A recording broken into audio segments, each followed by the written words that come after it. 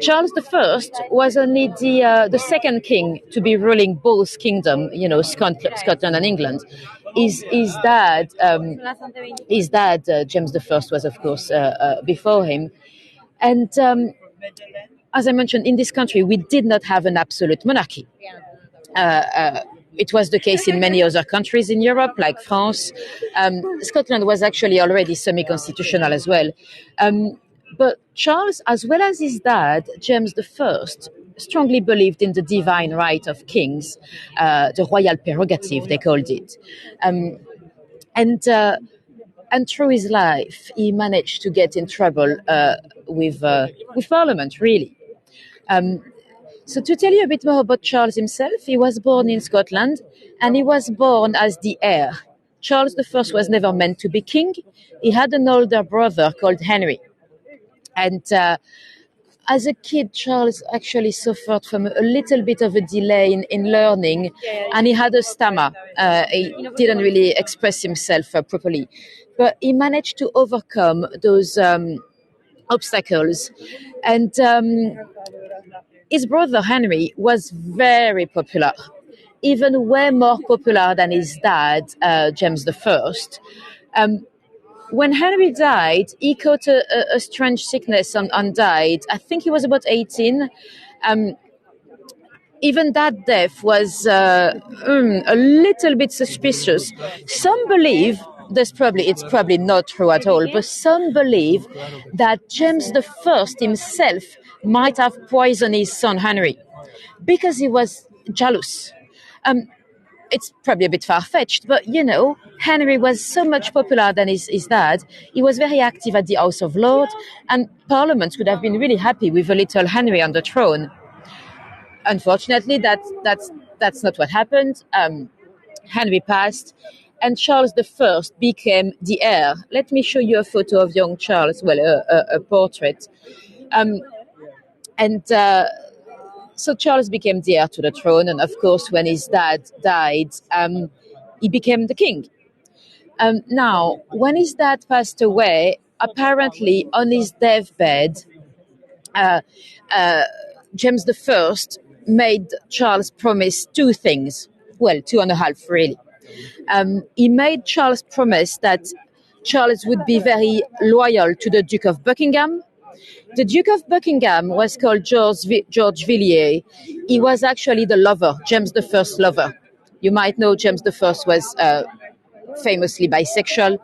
And the Duke of Buckingham had a very strong influence over James, and he wanted his son Charles to keep being loyal to George Villiers, which Charles agreed to. But George Villiers was hated by Parliament.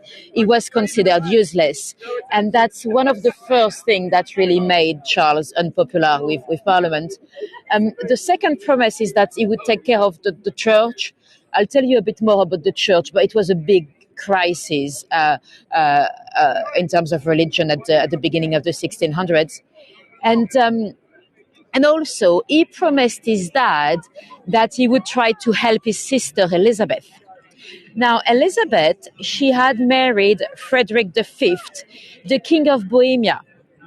Bohemia, it's the forerunner of Czech Republic, really. And Bohemia was going to go into a big war, the 30 Years' War in Europe.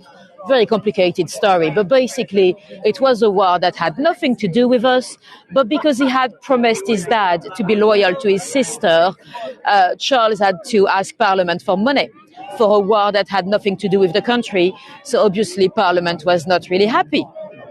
And on top of that, Charles married a French lady. He married Henrietta Maria, her name was, and she was a Catholic. Now, that was also a big issue because, of course, at the time, Catholics were not really welcome.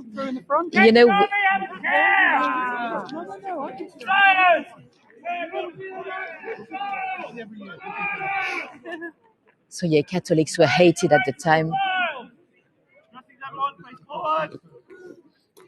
Let's watch it for a bit, and I'll follow up on the religious drama. 'Cause I think they're literally about to kick off.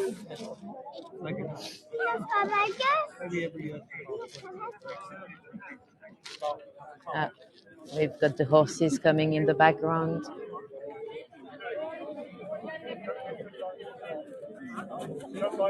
Thank you, Mike.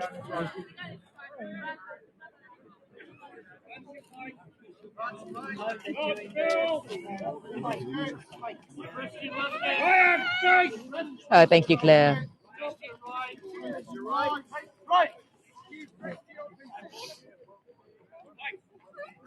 I'm glad we've got the best spot. We got here, perfect timing. Yes, Maria, those snippets are different each time, so feel free to book them all. The next one is Battersea Power Station Light Festival.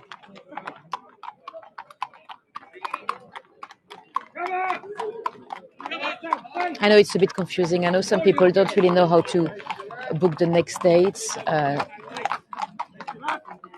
we go. The cavalry arrives.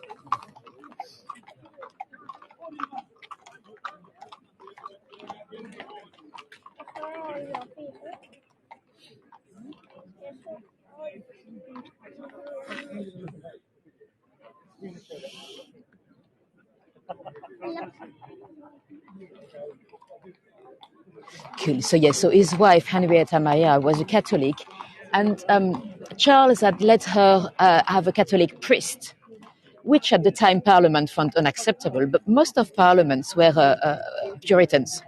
The Puritans, they were those people that believed that the reformation of the church had not gone too far, had not gone far enough, I should say. You might know Henry VIII had broken up with the Pope, so we were already a Protestant country. But some people wanted to go further. They wanted to eliminate the bishops. They wanted to deal straight with God.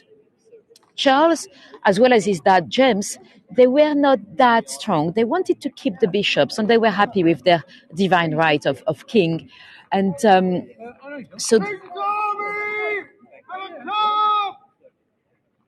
Sound the truth and march!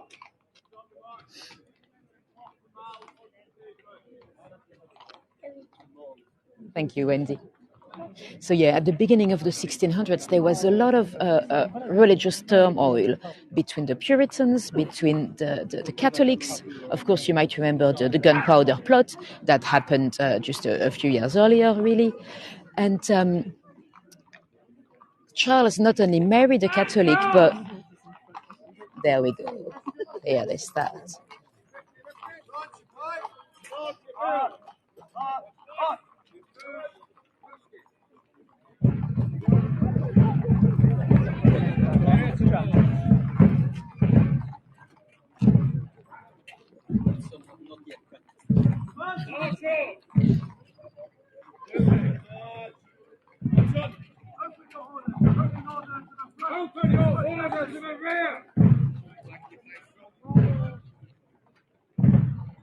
It looks like you've got some normal peasants at the back.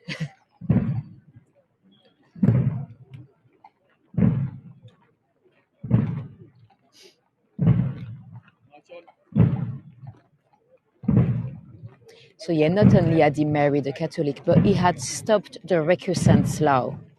The recusants law, we've already spoken about that in my Guy Fawkes tour. Recusant is to refuse, recusare in Latin. So it was the people refusing to go to the Church of England. They wanted to go to Catholic Church. Those guys used to get massive fine. They used to have to pay because they were refusing to go to church. At the beginning of the 1600s, religion was not an option. You'd have to go to church and you'd have to go to your local church. Well, Charles I he stopped those fines. So he was accused of being on the Catholic side, which was probably not the case, but that also made him very unpopular with Parliament. Let me zoom in a bit. Hi, Barbara. Welcome.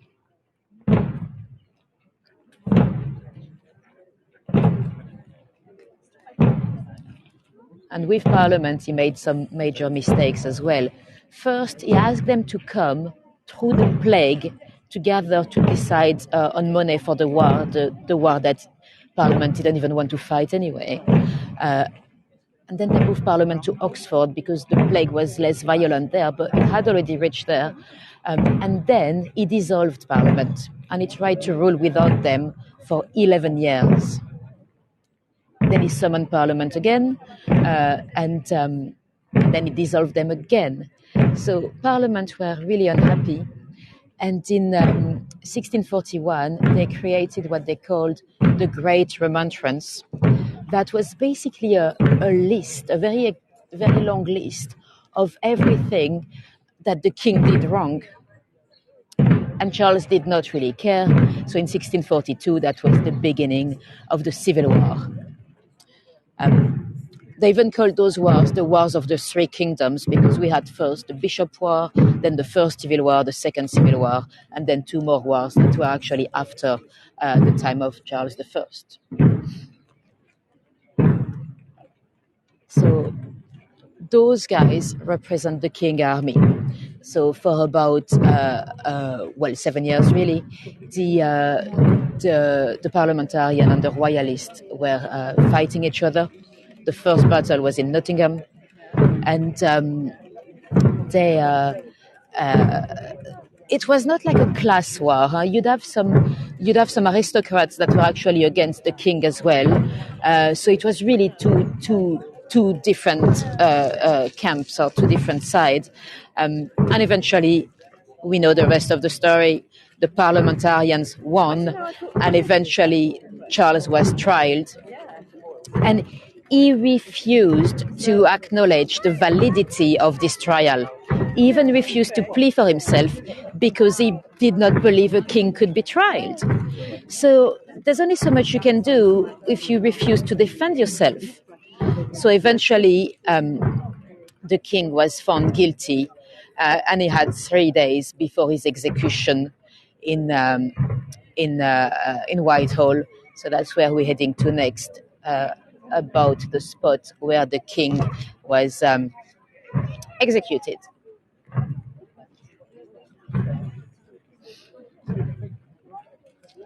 We're not going to see the execution, Emma. They're not recreating that because those guys are royalists. So it's more like a solennel little march, and then we'll see what happens on Whitehall. Let me get out of here. Right. By the way, completely random, but if you ever come on the mall to watch any of those events, including the changing of the guards, you have to be very careful with the pickpockets because there's a gang that operates here through the changing of the guards. So technically, what I've just done now, it's not very safe for my rucksack. Anyway, let's go. Let's try to find the best spot at the beginning of the march. They are very slow, so because I know exactly where they're going, we're gonna head straight there. So yeah, the king was tried and he was sentenced to death. At the time, the main residence for the monarch was Whitehall Palace. Whitehall Palace is an amazing. It was a massive building that. It used to belong to Cardinal Wolsey, and Henry VIII confiscated it. So it became one of the 55 palaces belonging to Henry VIII. And it burned down in the late 17th century. They were trying to dry bed linen, and they tried to make it a bit quicker with a torch. As you can imagine, that did not go down very well. The full palace of Whitehall burned down quite dramatically. And but at the time of Charles, that was his main palace in London. So right here in Westminster. Westminster was already, of course, a place of power. Westminster has always been a very important place. Even when London was the city of London, actually, even at the time of the Roman, they said that there was a temple for Apollo in Westminster. There's no evidence of that, but it's one of those little urban myths. And so, yeah, the king would have basically slept at his palace. And the night before his execution, they moved him here to St. James's Palace, probably so he would not see his own scaffold being built. And he was allowed to see two of his kids the day before his death, and that's quite sad actually. So he had two bigger boys, Charles and James. Both of them ended up being kings of England. With his wife, Henrietta Maria, they did not have a very good relationship at the very beginning, but once the Duke of Buckingham was assassinated, the Duke of Buckingham, again, James I lover, then after that, Henrietta Maria became his main advisor, and they became really close. He fathered 9 children, 6 of them to survive, 2 of them to become monarch. And by all accounts, Charles I was a very good family man. And his wife then became his main advisor, which is a terrible idea because she was French. So she was a Catholic, and also in France they had an absolute monarchy. So they couldn't really understand the parliament necessity that we had already established here. And so that day before the day before his execution, well, 2 days before, I think, he was allowed to see 2 of his kids, Elizabeth. And we know exactly what he told them because Elizabeth, she's left a little journal, a little diary. And little Henry. Henry was about 8 years old, I believe. Let's find a good spot here so we'll see them all close up. And there we go. Cool spot. So Henry would have been about 8. And apparently his dad told him, sweetheart, you need to forget about this. Tell your brother Charles to forgive my enemies. And he told little Henry, do not ever let them make you a king. He said that to his little boy because he knew the little boy was probably going to be used as a puppet king, you know. And he knew that if they ever made little Henry a king, that meant that they would have executed James and Charles. So that's why he told his little boy to not ever be made a king. And Charles, well, it's not actually the exact journey that Charles followed because he spent his last night at the palace, but he actually crossed the park. So the morning before to be executed, he woke up at St. James's. I don't even understand how he was able to sleep, but he did. He spent most of his morning in prayer, and he had a bit of a breakfast, bread and wine. So very symbolic, really, very symbolic of being a martyr. He kind of wanted to be seen as a martyr king, really. And he made his journey to the scaffold on the other side, and he was executed right in front banqueting house. So it's basically his own palace. He was executed right on his doorstep. He had a chance to say a last word on the scaffold. He said, "I go from a corruptible, corrupt. I cannot say it. Corrupt." You know that you can corruptible crown to a non-corruptible one, and then of course he was beheaded. Yes, exactly, Emma. And the crowds would have been quite far away because there were so much guards. All the army would have been there. But apparently, the minute he passed, tons of people run because they wanted to grab any type of souvenir, any type of relics. So they run to kind of dip their tissues or their jumper into the blood to have a piece of fabric that had been soaked into the blood of the king. And of course, well, we kind of know the rest of the story. Oliver Cromwell was then put in power for the next 10 years approximately. They had to, well, first they had to spend about a day kind of trying to pass some laws because they did not want Charles II to be crowned king, because that's what should have happened logically. And Oliver Cromwell, by the way, his role was not major until until the trial. Really, he was the third person to sign the death warrant of the king, and he was really good at making sure that everything seemed very legal. He wanted to know that that all looked legal and not like a plot. And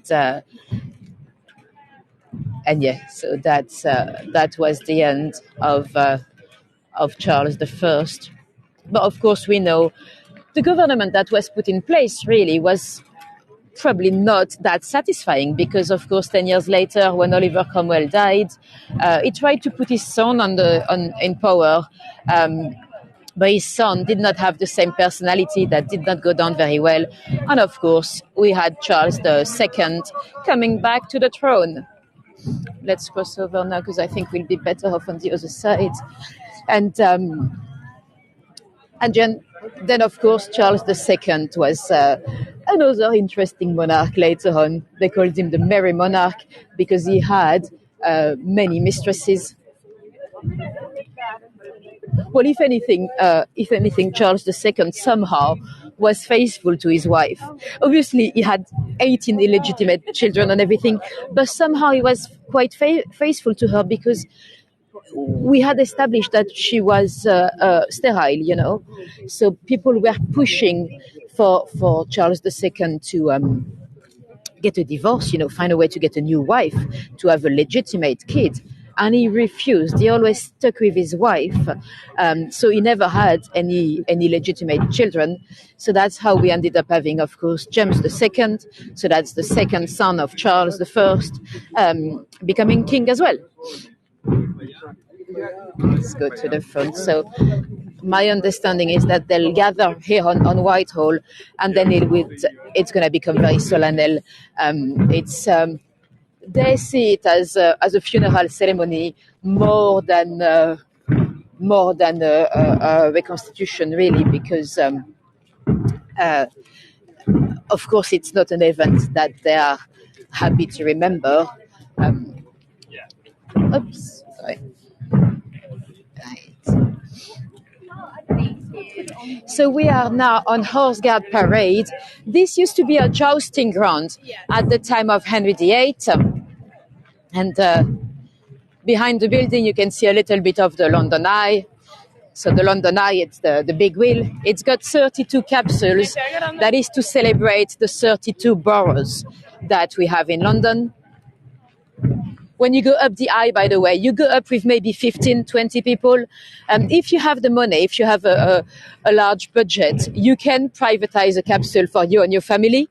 But if it's only two of you, they're not going to let you go up alone. They'll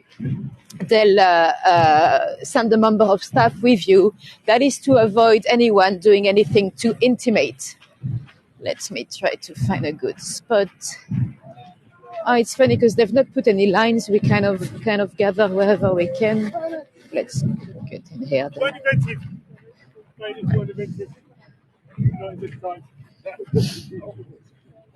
few years after this, they decided to use the plug vane, where you put the vane actually in the end of the musket. Only one small problem. Anyone that knows anything about coffee's metal, when it goes in after you've been firing it, the barrel is hot. The barrel then shrinks, and you cannot get your vane out again.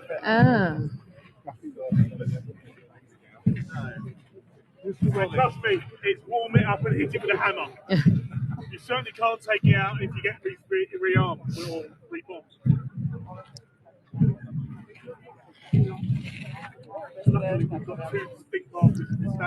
Well, yes, Emma. That's to make sure you don't do anything to intimate in the capsule.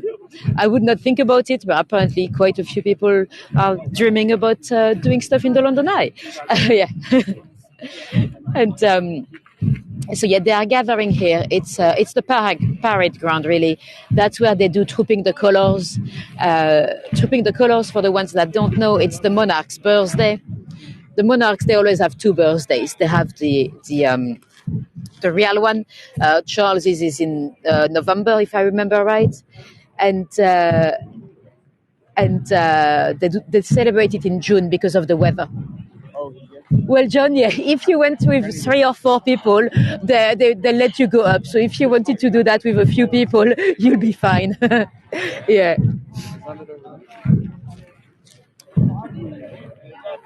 So that used to be a jousting ground, and they've also used this ground for the Olympics in 2012. The beach volley happened here. So it is not exactly where the king was executed. He was executed on the other side, right in front of Banqueting House, the last surviving building of Whitehall.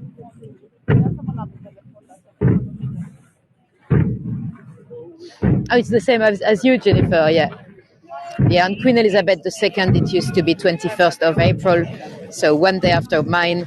But we always celebrate in June anyway, because of the weather. You know, if you want to have a military parade, it's not always great to have it in the winter.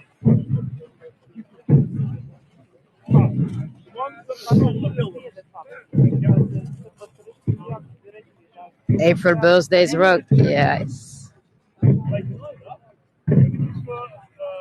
Oh, your uncle is same day as Prince Charles as well.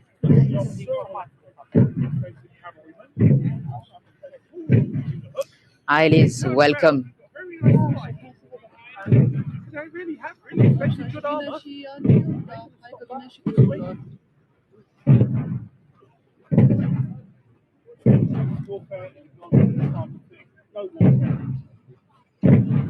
What time is it?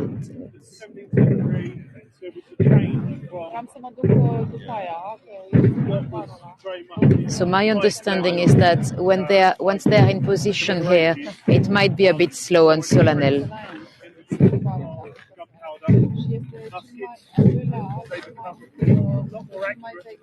It's amazing. I had no idea how many volunteers would be here, but it's quite a few of them.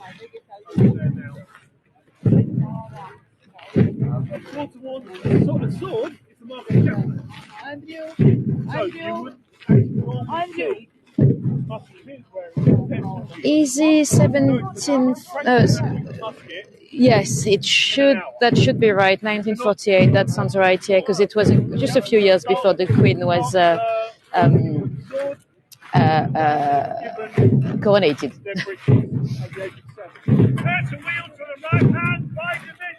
Until that time, even the right hand will dress. Any parents amongst you will understand why it's much easier to deal with boys and girls dresses than it is trousers. Some of the peasants.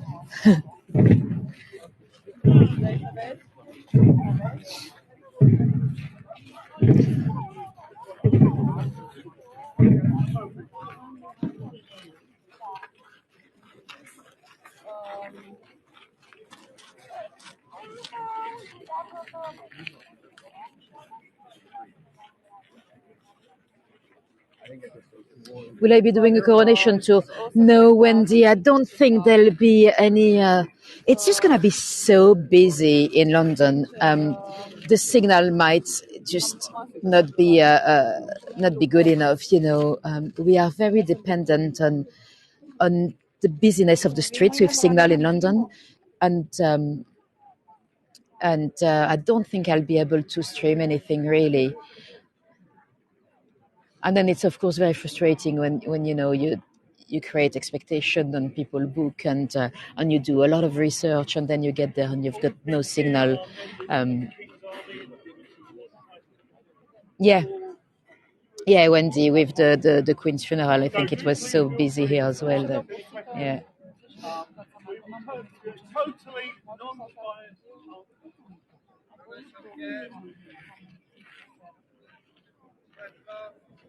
Hi, Marta.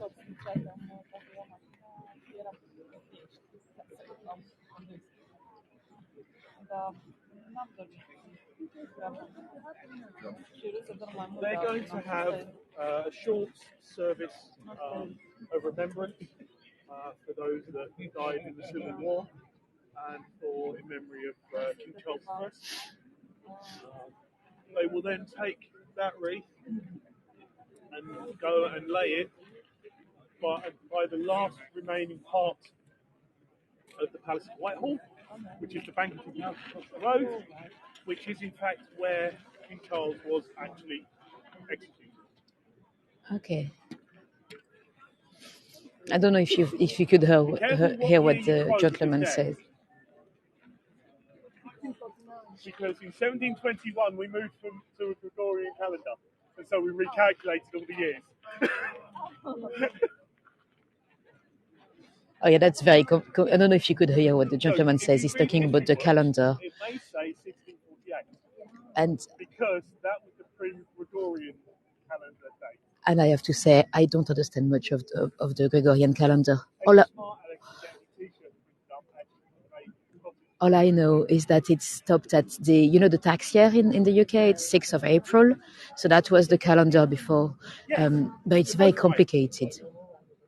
Yeah, usually. By the Julian calendar, 1649 by the Gregorian calendar. They always translate in the history books anyway, but if you go back to the original text, it's always very complicated. Yeah. So I don't know if you could hear what the gentleman said. It's going to be a little service to commemorate all the dead of the Civil War, as well as the king. And then eventually they should go and place that crown at some point in front of banqueting house. So we'll go down there anyway, because I'd like to show you the last remaining building of Whitehall Palace.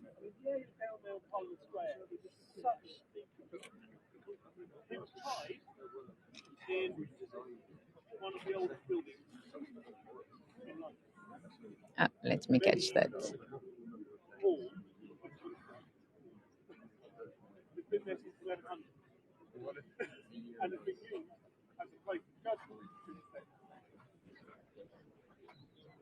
Oh yeah, well, the day of the Queen's funeral, Maria, I was myself going to watch it from Hyde Park on one of those large screens, and it was just so busy, and even the police did not know where to go, and they had hired hundreds of like stewards, but those guys did not know much either. Yeah, it was just so busy. Yeah.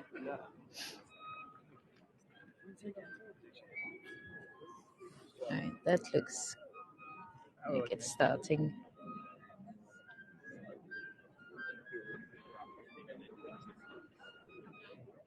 Thank you for the link, Tish.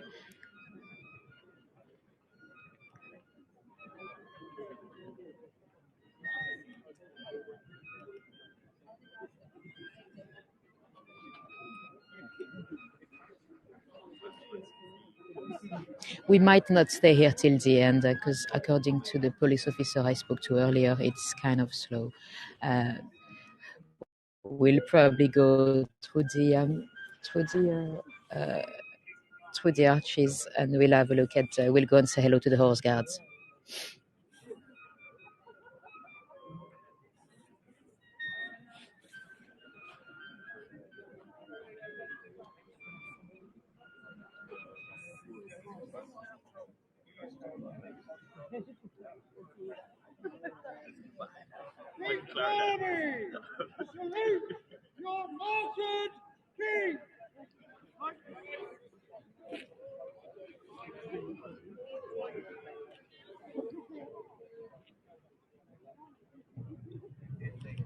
Are you escaping to Marseille? Good idea, John. That's where I lived before to come here, Marseille. Well, next to Marseille, I was.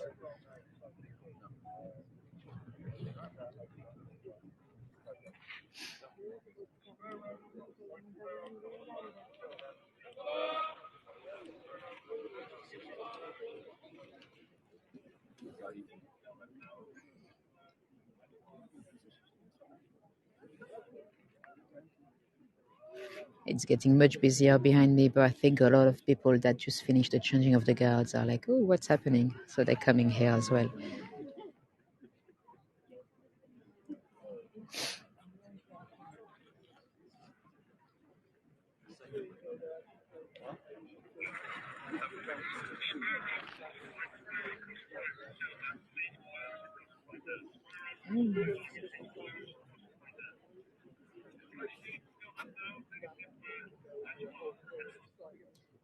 They seem to be kneeling in prayer.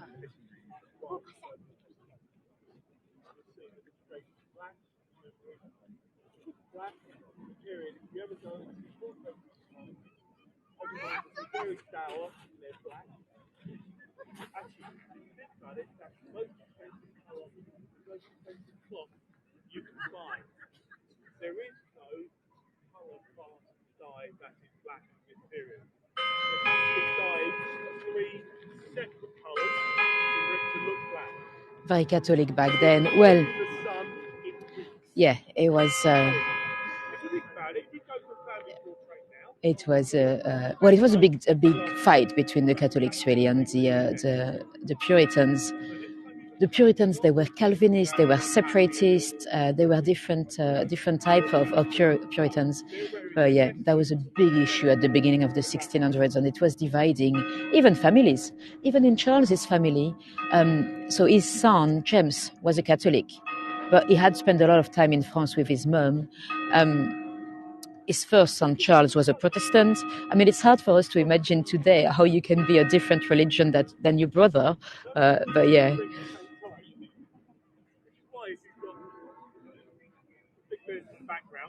So, Barbara, this is a little service being held for Charles I. So, for all the victims of the Civil War, as well as our monarch that we've executed right behind the building there. And on Tuesday, 30th of January, 1649. Thank you, Irene, for the tip. We're not going to stay here too long because I think it's going to be very slow. I think they'll be there for another 40 minutes. So we'll soon make a move, and I'll take you to the other side, to the spot where the king was executed.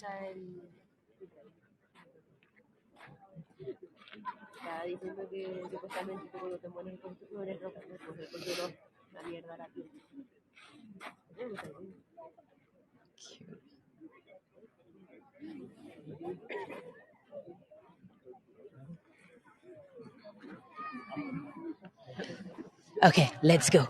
Oops, sorry. Sorry, I'm sorry. Right, I'm glad to be out because they were pushing behind me.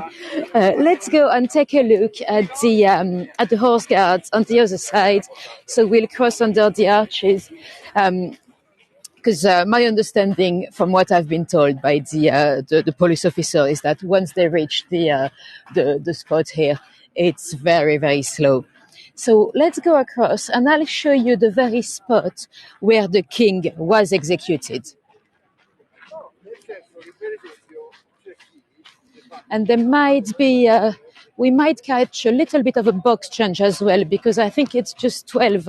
So the horse guard might be changing the guard in the box if they are doing it as usual. Let's see.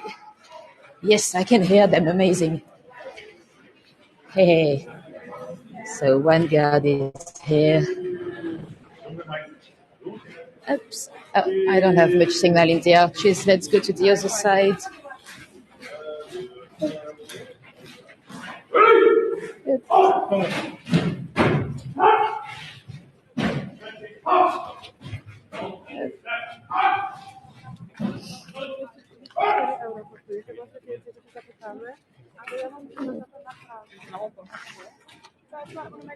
So they're gonna go and rotate with the foot guard there in the little curve. So that happens every hour. Every hour they have to rotate the guards. So this one is going down here to rotate with the other one just there.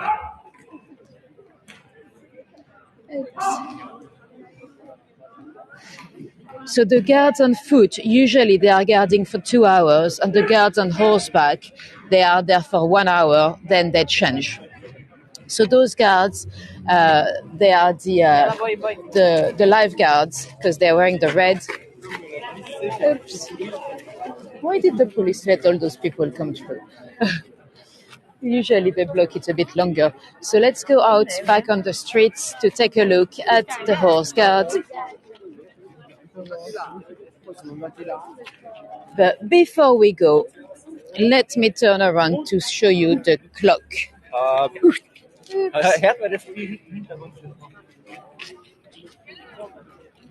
I don't know whether you can see, if you look at the 2 p.m. in the afternoon, see the 2 p.m.?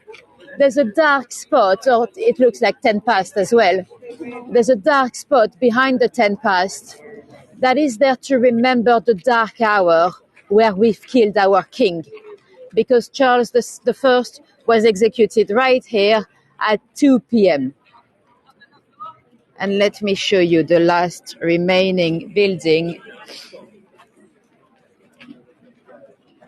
So across the street, that's banqueting house. This is the only building that has survived from Whitehall. And we've got, of course, the guards here. So those guards, you might have heard that they're not allowed to speak. That is partially true. If you go to them and you're like, hey, what are you having for breakfast? If they go porridge, they're in big trouble. But if you go too close for a selfie, or you annoy them, or you touch the horse, if you start petting the horse, they might go, stay away from the King's Guard. And it can be a little bit scary when you don't expect it. Right, let's cross over.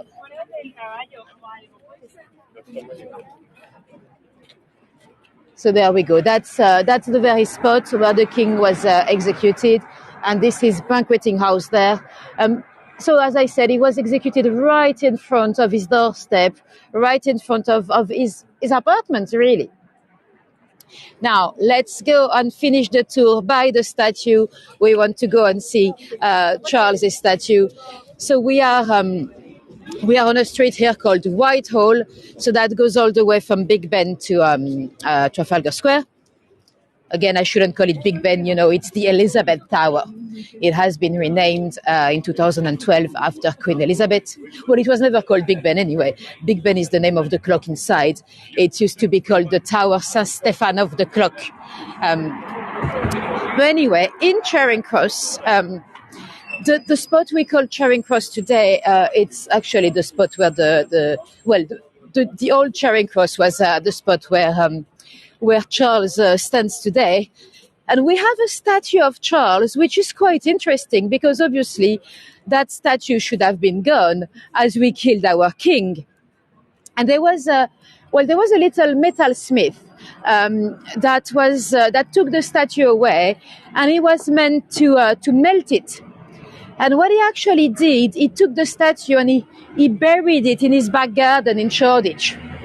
So he told everyone he had melted it, and he sold some little statuettes pretending that they were made by the melted bronze of the king statue, and actually that was not the case.